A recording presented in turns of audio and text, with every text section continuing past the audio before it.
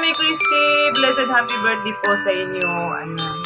Salamat po dahil tinuring niyo po akong anak-anakan dito sa YT. Pero salamat po sa iyong kabaitan, Mami Christy, nung namit po kita doon sa Christmas party ng boarding ball team.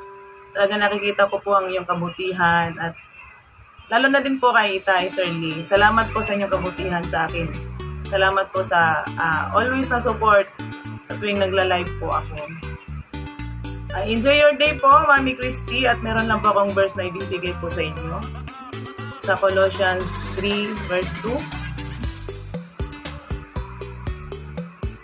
2. Ilagat ninyo ang inyong pag-iisip sa mga bagay na nasa itaas, huwag sa mga bagay na nasa ibabaw ng lupa. Ayan, mag-focus lang po tayo sa mga bagay na ninanais ng Panginoon sa ating mga buhay. Huwag tayong mag-focus sa mga bagay dito sa lupa dahil ito'y mawawala lamang. As a Christian, talagang tunay na ang ating mga puso't isipan ay nakatuon at nakasentro palagi sa Panginoon. Enjoy your day po, Mami Christy. Love you po, Anita Sterling. Merry Christmas po and Happy New Year sa ating lahat. God bless everyone.